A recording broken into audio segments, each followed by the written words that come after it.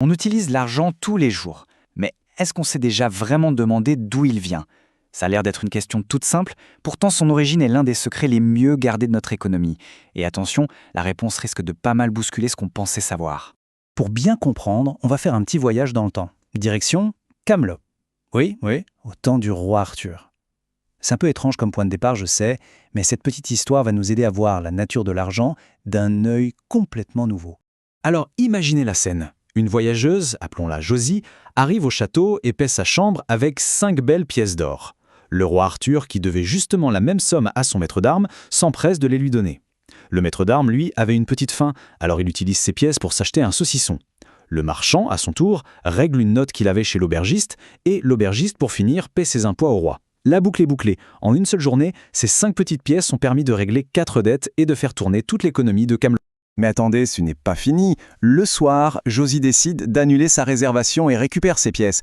Et c'est là qu'elle révèle le pot aux roses. D'ailleurs, je récupère mes fausses pièces, c'était des pièces en chocolat. Et hop, elle les mange devant le roi, médusé. Les pièces étaient fausses et pourtant, tout a parfaitement fonctionné. Comment est-ce possible? Eh bien voilà le point crucial.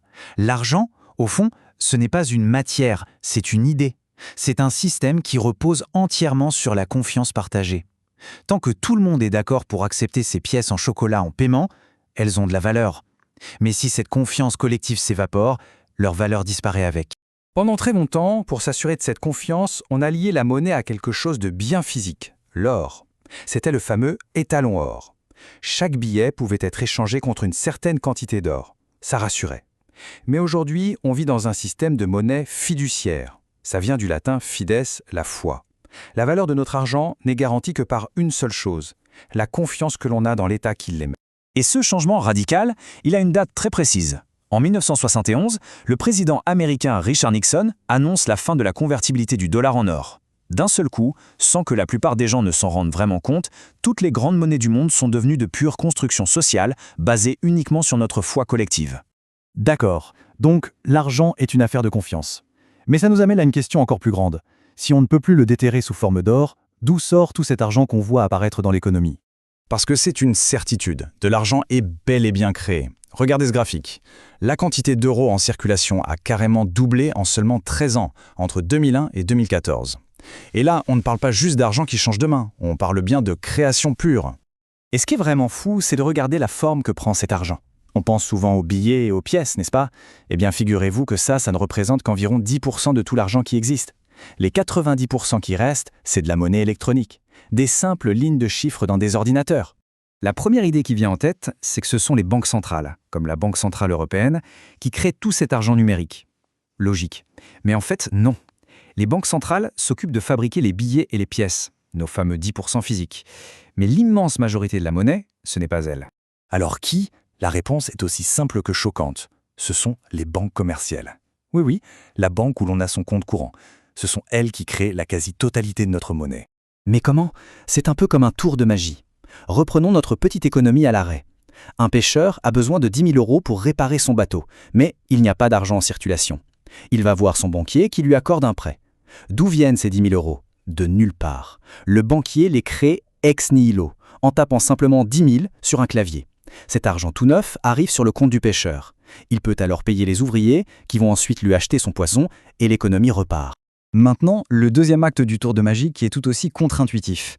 Une fois que le pêcheur a bien travaillé et vendu tout son poisson, il a récupéré les 10 000 € qui circulaient. Il retourne donc à la banque pour rembourser son prêt. Et là, que se passe-t-il?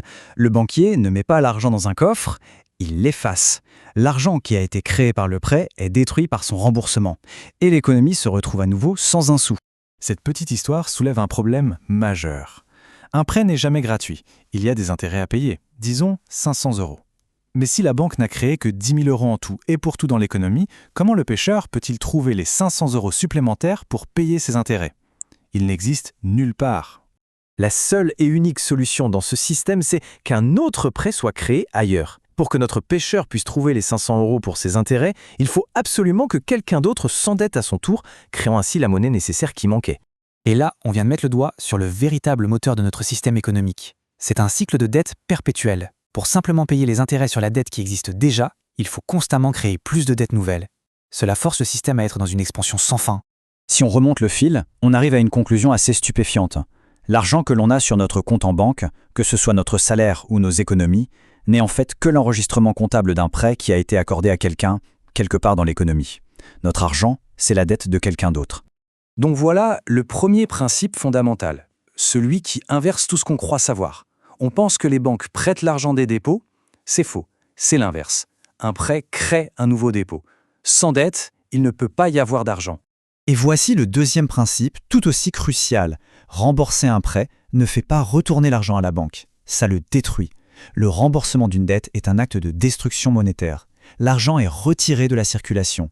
Pour que la masse monétaire ne s'effondre pas, de nouvelles dettes doivent donc constamment être créées. Tout ça nous amène à une dernière question, une question qui donne le vertige. Si notre système économique tout entier repose sur une expansion constante de la dette juste pour continuer à fonctionner, que se passerait-il si collectivement on décidait d'arrêter de s'endetter ? C'est une pensée qui laisse vraiment réfléchir sur la nature même de notre prospérité.